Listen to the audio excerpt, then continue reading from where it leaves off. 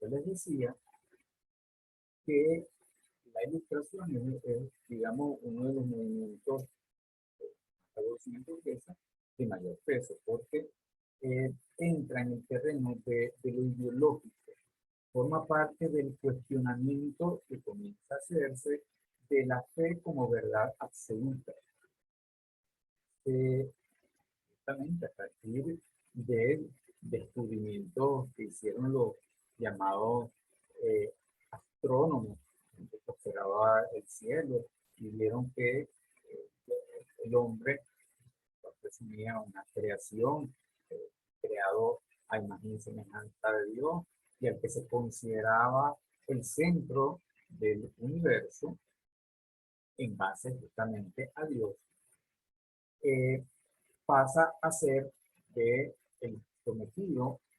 a la verdad absoluta de la iglesia, a cuestionarla y a decir, bueno, nosotros tenemos lo que es capacidad, tenemos la razón, que es una capacidad propia del ser humano para explicarnos lo que ocurra en el universo en el que vivimos y cosas como de Copérnico, como que plantea de que la Tierra no es el centro del universo, que no todo gira alrededor de la Tierra, sino que por el contrario, la Tierra gira alrededor del Sol y forma parte de un planeta pequeño frente a muchísimos astros y a la inmensidad del universo. Y entonces la razón se convierte en el elemento clave para que decir, bueno, que es el hombre el que tiene la capacidad de explicar la naturaleza y no solamente ellos, sino de dominar a la naturaleza. Un movimiento entonces filosófico y cultural que reivindica al individuo, al hombre, como el generador de las condiciones para su historia. Les decía, para ser libertador, la naturaleza se opone, lucharemos contra ellos y haremos que la fe y la tradición empezaron a ser consideradas como expresiones de la ignorancia y comienza la ilustración en lo que llamaron el siglo de las luces, porque empezaron a generar todo un movimiento para que el hombre fuera descubriendo las leyes que regían el ámbito natural. Ese es el movimiento llamado la ilustración,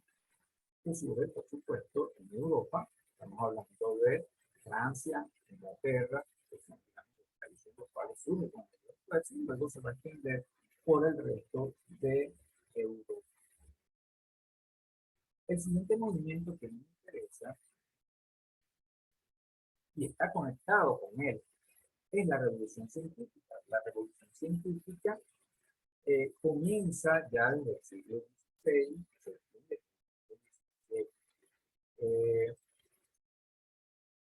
ya les hablaba de los astrónomos que empezaron desde la observación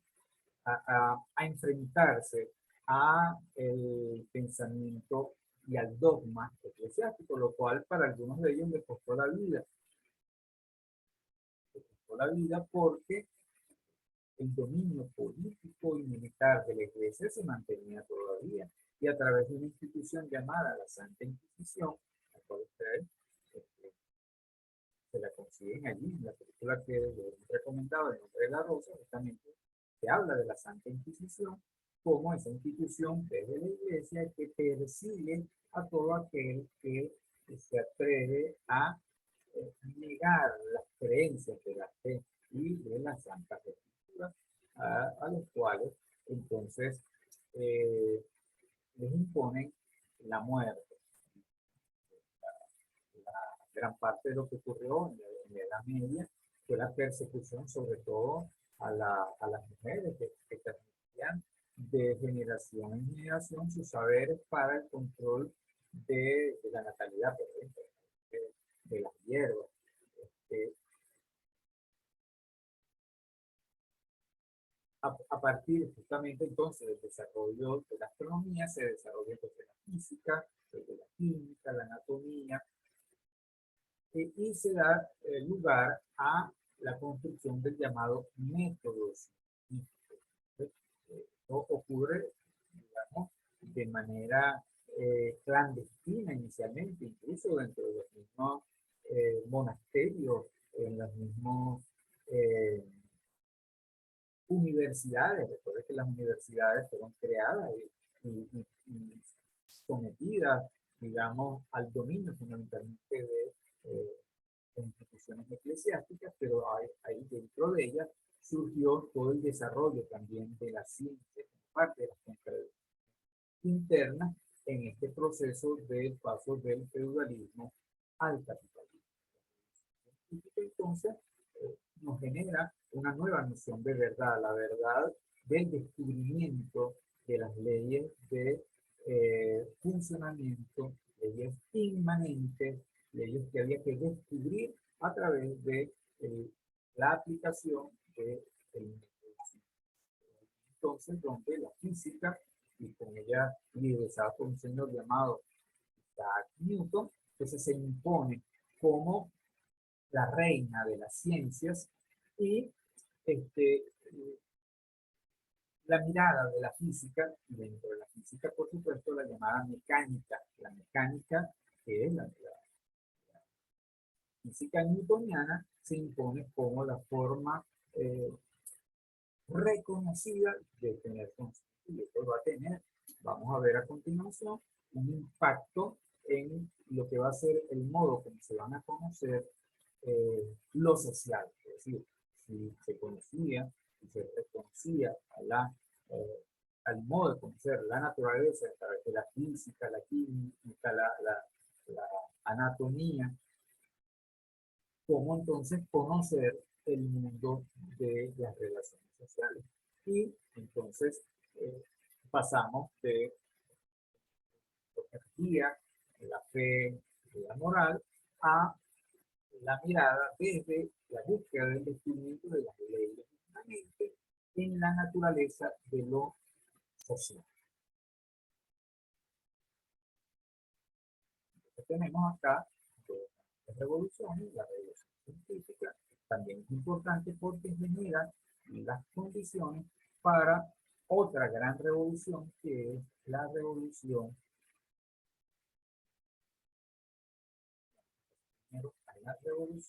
industrial. La revolución industrial es una consecuencia necesaria de la revolución científica porque se comienza a descubrir nuevas formas de energía, se empieza a inventar nuevas formas de movimiento, pasamos de las llamadas máquinas simples, como la polea, lo que conocemos popularmente como la señorita, para con una cadena y una polea levantar cosas, y que se utilizaba como energía la que provenía de otros elementos de la naturaleza, como el caso de las bestias, es decir, los bueyes, los caballos, las vacas, los perros y el propio hombre. Es decir, con su fuerza generaba movimiento, energía, movimiento de las máquinas simples. Otros, llamados molinos de viento, a través del viento se movía grandes aspas. Recordemos aquella imagen de el de Don Quijote de la Mancha enfrentado a los grandes molinos, a los cuales en su delirio consideraba gigantes, ¿no? Esos grandes molinos de viento eran máquinas simples movidas por una energía eólica. Con el descubrimiento del poder del carbón, inicialmente, se genera un nuevo tipo de generador de energía, que es el motor de carbón, y luego el motor a combustibles fósiles, posteriormente, con el descubrimiento de cómo se podía utilizar los derivados del petróleo, pero inicialmente el carbón. Con el carbón se fue sustituyendo el movimiento. Pensemos en esas películas que ustedes seguramente han visto, de grandes galeotes, de grandes barcos movidos por grandes remos que llevaban los esclavos. Eso con el descubrimiento de nuevas formas de energía, se sustituyó por motores movidos por calor producido por la quema del carbón. Fíjate, bueno, hasta los actuales tiempos todavía sigue funcionando a la par de lo que lo está sustituyendo, que son los motores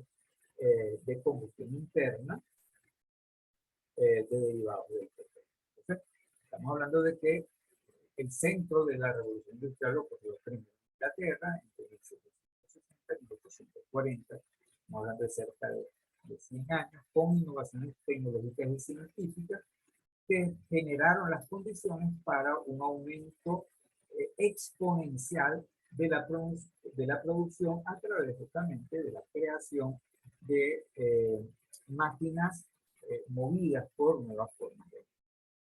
A su vez, impulsó cambios en la estructura social, como ya les noté anteriormente, el surgimiento de una nueva clase social, que es la clase obrera, la cual no tiene de propiedad, el burgués, el dueño de la empresa, el dueño del edificio, el dueño de las máquinas, y él contrata a trabajadores que no poseen más nada, sino su mano de obra. ¿Cómo ocurrió esto? Bueno, ante la decadencia económica del campo, es decir, de lo rural, gran parte de estas personas se ven impelidas, obligadas a ir a las ciudades y a ofrecerse como mano de obra barata ante la novedad que existía para ese momento, que era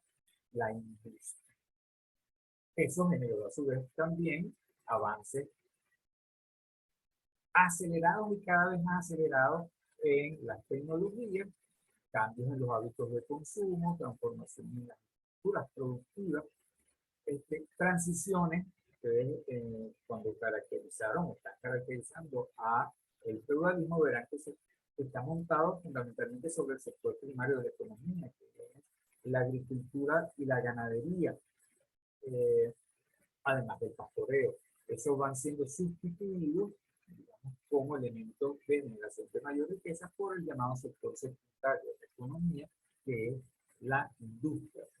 La industria textil y luego la metalúrgica,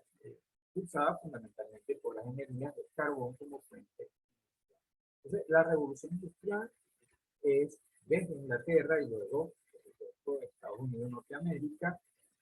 y el resto de Europa, se genera entonces todo un movimiento donde económicamente sale fortalecida la burguesía, que ya poseía gran parte de la riqueza, se asocia con sectores de la nobleza y financia los desarrollos industriales, en los cuales, bueno, para ustedes, los que se están formando en relaciones industriales, les recomendaría que viéramos una película que se llama Tiempos Modernos, que nos habla justamente de la parte de la transición de finales del siglo XIX y principios del siglo XX, donde tenemos una industria basada en la sobreexplotación de la mano de obra. No existía el contrato, no existían regulaciones de ningún tipo. Estamos hablando de jornadas laborales de hasta 18 horas, donde desde los niños, las mujeres, los hombres participaban como mano de obra barata, sometidos a la sobreexplotación por parte de los dueños de la naciente industria. Para ustedes como relacionistas industriales es muy importante en lo que ha sido la evolución del proceso social del trabajo. En Francia, cercana, entonces ocurre la primera revolución de carácter político. Entonces aquí la burguesía anima al llamado pueblo llano a la toma del poder. La Revolución Francesa entonces es el derrocamiento total de la clase noble, en el caso de Francia, fíjense que allí se crea la primera república moderna y se da a través de un derrocamiento violento de las clases dominantes de la época. Habían inventado una máquina llamada la guillotina, y a gran parte de esa clase social que ya vimos, que se llamaba la nobleza francesa, fue llevada a la guillotina, fueron muertos los reyes de la época eh, 16, María Antonieta. Se habla mucho de la situación también de corrupción y de decadencia de la institución monárquica de la época y de las cortes, y que eso fue, bueno, algo que creó condiciones subjetivas para que la burguesía entonces buscara la toma del poder político y la construcción de un nuevo régimen. Entonces se pone fin al antiguo régimen, se generó lo que se llama la Declaración de los Derechos Humanos. Debemos recordar que las ideas fuerzas de la llamada Revolución Francesa son tres: libertad, igualdad y fraternidad. La burguesía le ofrece al pueblo llano la igualdad, le ofrece la libertad y se asume que todos somos iguales y hermanos,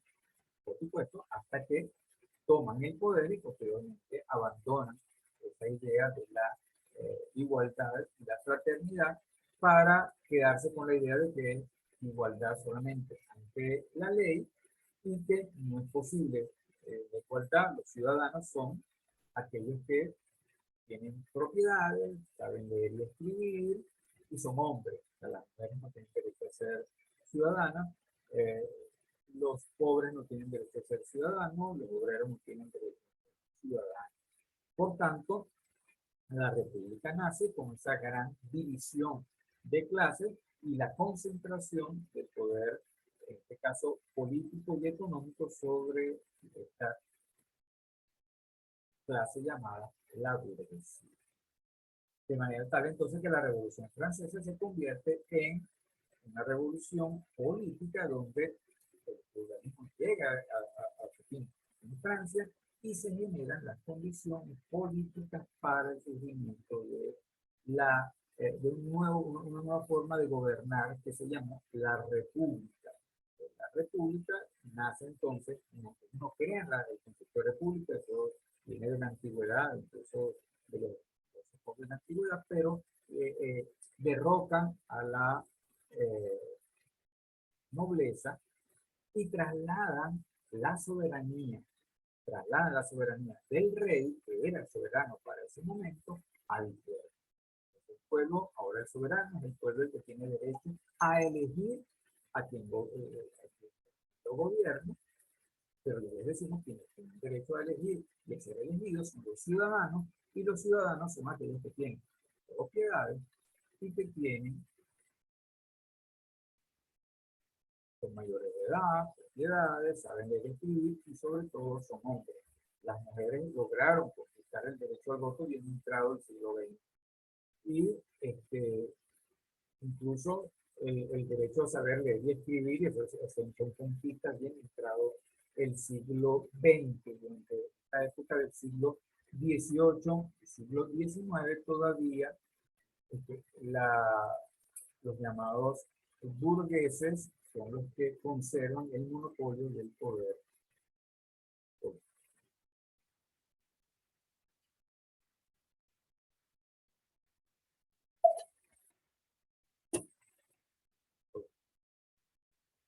Luego tenemos, después de esta revolución política, tenemos los cambios religiosos y luego tenemos las llamadas revoluciones urbanas. O sea, ¿por qué aquí es importante el tema urbano? Bueno, porque la revolución industrial eh,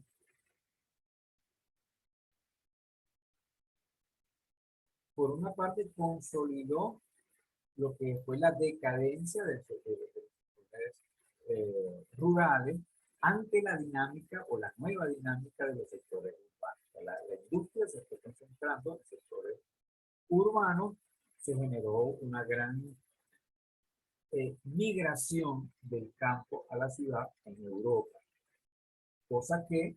si nos venimos hacia América, en este caso hacia países como el nuestro, ocurrieron a finales ya del siglo XIX y principios del siglo XX. Ustedes pueden leer novelas como Oficina número 1, Casas Muertas, en las cuales, bien, a finales del siglo XIX, principios del siglo XX, durante el gobierno de don Vicente Gómez, que se dan las primeras condiciones de industrialización en nuestro país y se generan entonces también las condiciones para que en Venezuela se dé esa gran migración del campo a la ciudad. La Venezuela de finales del siglo XIX, principios del siglo XX y han entrado hasta los años 50, es una Venezuela fundamentalmente rural, una Venezuela sometida a lo que denominaban los grandes cacaos, que al final eran los grandes terratenientes que habían heredado la tierra, que se repartieron. Recuerden que una vez que finaliza la guerra de independencia, eh, los libertadores reparten la tierra entre los soldados, pero gran parte de ellos terminan vendiéndosela a los nuevos ricos, a los oligarcas de la época, liderizados por José Antonio Páez, quienes van a constituir la nueva oligarquía que va a gobernar durante gran parte del siglo XIX, a la cual se enfrentan los ejércitos federales de Ezequiel Zamora, y se da la llamada guerra federal, pero que no llega a terminar de consolidar una transformación en el país, sino hasta bien entrado el siglo XX. Por eso vimos en nuestro país esa larga dictadura de Juan Vicente Gómez, que fue una dictadura, en todo caso, modernizadora, porque fue creando las condiciones para que en todo el territorio se comunicara, eh, y se acabó con los llamados caudillos regionales que mantenían su dominio sobre los territorios y se centralizó eh, en un fuerte gobierno central, con un fuerte ejército que comenzó entonces a dominar y a unificar lo que hoy día conocemos como Venezuela, ya en 1999, la República Bolivariana de Venezuela. Entonces, la llamada revolución urbana, entonces tiene diferentes etapas. Hubo revoluciones urbanas en la antigüedad, hubo revoluciones urbanas durante la Edad Media, pero la que más me interesa es la que ocurrió justamente a raíz de la revolución industrial, donde empieza a concentrarse la población en metrópolis como Londres, París y, en el caso de Estados Unidos, Nueva York, que van a ser los espacios atractores de todo aquel que, de la decadencia de la economía rural, de la economía del campo, entonces se van a las grandes ciudades y se convierten en mano de obra barata para la industria. Ese proceso de urbanización, bueno, fue creciendo y, digamos, en la actualidad tenemos que ya pasada la edad moderna y la edad contemporánea, bueno, como la misma Nueva York, Londres, pero también México, Buenos Aires, que son ciudades muchísimo más grandes que Caracas. La ciudad de México tiene en población la misma cantidad o equivalente a lo que tiene toda Venezuela. 30 millones de habitantes aproximadamente tiene la Ciudad de México. Pero imaginemos ciudades como Pekín, o hay ciudades en provincias chinas que son también, tienen nada más como ciudades, mayor cantidad de habitantes que la que tiene nuestro país. Venezuela es un país relativamente pequeño en comparación con otros, aun cuando en América del Sur hay países mucho más pequeños, como el caso, por ejemplo, de Uruguay, pero muy pequeños. Y tenemos otros gigantes al lado, como el caso de Brasil, Metrópolis de Brasil, Sao Paulo, etcétera. Entonces, la revolución urbana es producto fundamentalmente de las revoluciones burguesas. Entonces, se generan las condiciones para el surgimiento de la sociedad. Entonces, vamos a ver cómo es eso en la transición del capitalismo. Entonces, se generan condiciones objetivas y subjetivas para que se instaurara un nuevo orden. En los contenidos tomados de la página contenidos digitales, el punto AE, vamos a ver la transición del feudalismo al capitalismo, donde vemos que en el terreno económico se pasa de una economía fundamentalmente feudal, agrícola y rural a una economía fundamentalmente industrial, que es capitalista y urbana. En lo social, vamos a pasar de una sociedad estamental, que está en posiciones definidas, hereditarias, definidas desde el nacimiento, de llamada sangre azul, con una gran desigualdad de derechos, a una sociedad de clase, con posiciones definidas por la acumulación de riqueza. Se va fortaleciendo la burguesía, y luego vamos a ver cómo la burguesía con sus diferentes industrial, diversidad comercial, diversidad financiera, van a implementar su poder económico como existe en la actualidad la sociedad que nosotros vivimos, y se va imponiendo un sistema de explotación basado en la obra, en la mano de obra asalariada. En lo cultural y religioso pasamos de un mundo centrado en Dios, lo que llaman el teocentrismo, el dominio de la religión, al antropocentrismo, que es donde se valora al hombre como centro del universo y como la medida de todas las cosas. Ya estamos hablando de que esa visión moderna ha quedado en el pasado y hoy día se está revalorizando lo que es la mirada de la naturaleza, justamente ante la capacidad destructiva que ha tenido el hombre en el capitalismo, poniendo incluso en peligro la propia sobrevivencia de la especie humana, a la vez que ha eliminado gran parte de las especies animales y vegetales de la faz de la Tierra. Entonces, el hombre separado de la naturaleza, esta visión que yo les traigo en aquella imagen de Simón Bolívar, que la naturaleza se opone, lucharemos contra ella y haremos que nos obedezca, es el hombre separado de la naturaleza, el hombre que domina a la naturaleza. Esa es la visión moderna del hombre en el capitalismo. Y en el ámbito político hay una decadencia de los sectores feudales, va generándose los llamados estados nacionales modernos, hay monarquías que se mantienen porque la nobleza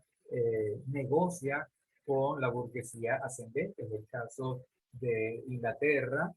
la Gran Bretaña, donde uno de los gobiernos más antiguos que tenemos en la actualidad, la monarquía, la reina Isabel. Se centraliza el poder en el Estado y luego van surgiendo de allí las llamadas monarquías parlamentarias, las repúblicas parlamentarias y las nuevas repúblicas. Hoy día nosotros vivimos la llamada Quinta República. Durante este tiempo del surgimiento del capitalismo se llegó a la llamada Cuarta República. En líneas generales, entonces, hacemos un mapa mental en el cual vemos que el surgimiento de la sociología, entonces, tiene mucho que ver con la ilustración, pero también con la reacción de muchos intelectuales vinculados con el pensamiento religioso. Se asume como una reacción conservadora de ciertos católicos que no comparten que sea la razón la medida de todas las cosas, y ellos proponen el regreso hacia un régimen parecido al que llevaban las monarquías. Entonces, estas son las características que proponen las llamadas reacción católica conservadora, con autores como de Maistre y de Bonald, que proponen la recuperación de las instituciones tradicionales, el regreso a un orden. Aquí la palabra orden juega un papel muy importante en el surgimiento de la sociología, porque Las revoluciones generan una gran sensación de desorden y esa sensación de desorden en una transición lo que es que, como lo han dicho algunos autores, el viejo régimen, el viejo orden todavía no termina de desaparecer y aún las nuevas reglas del nuevo orden no comienzan a hacer. Hay una gran sensación de desorden. Los intelectuales que fueron promoviendo la generación de la sociología tenían un pensamiento fundamentalmente reaccionario frente al desorden generado por las revoluciones. Sin embargo, se les reconoce unas influencias de carácter intelectual, como por ejemplo que la sociedad tiene una gran importancia por encima del individuo, tiene sus leyes propias, la sociedad es la unidad de análisis de estos señores y la sociedad está compuesta por roles, estatus, relaciones, estructuras, instituciones y el individuo que es el eje del liberalismo y de la modernidad burguesa, ellos no lo consideran ni siquiera como unidad de análisis. Estamos hablando de la reacción católica conservadora frente a la ilustración, pero que van a quedar como categorías que van a ser muy importantes en la llamada sociología. Entre los aportes de estos movimientos intelectuales de reacción conservadora frente a la ilustración está que la sociedad está compuesta de partes interdependientes, una visión como sistémica, que el cambio es peligroso para la sociedad y también para el individuo, que mientras las cosas permanezcan en el tiempo, es más conveniente para la sociedad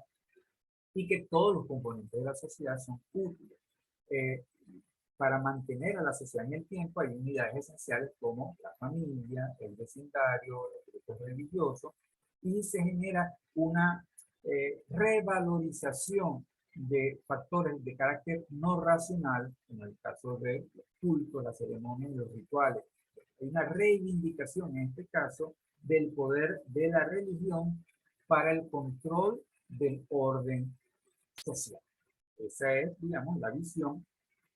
que va a proponer estos precursores de la sociología, que son la reacción católica conservadora frente a la ilustración.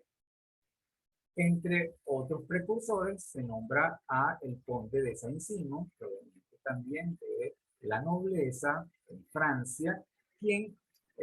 hace una propuesta que es ubicada en lo que se denomina el socialismo utópico. ¿Qué plantea él? Él plantea que bueno, hay que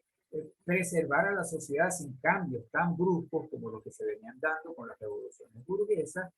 hace una reivindicación del método de las ciencias naturales para poder ser aplicadas al conocimiento del ámbito social y propone que a partir del conocimiento de lo social, de las reglas de la naturaleza, se promuevan reformas sociales de carácter socialista. Para ese momento, en Europa comienzan a surgir, estamos hablando, fíjense, del siglo XIX, empiezan a surgir las llamadas ideas socialistas que reivindican a la clase trabajadora como la que debe regir los destinos de la sociedad. Posteriormente a ello viene a quien se le reconoce la fundación de la sociología, que es el señor Augusto Comte, quien vive entre el año 1798, es decir, finales del siglo XVIII, y parte del siglo XIX. A él se le reconoce la fundación de la sociología. Él tiene una inspiración en esta reacción conservadora católica, pero va a darle a la filosofía positivista un peso muy importante. Es decir, es posible, según él, a través de la reivindicación del cientificismo, es decir, el método científico propuesto por la física, aplicada para el conocimiento de lo social, y entonces promueve la creación de una disciplina para conocer lo social que va a darle el nombre de física social. Ese nombre, según los autores, lo abandona porque él no estaba de acuerdo con el uso de las matemáticas y las estadísticas para el conocimiento de lo social y había un intelectual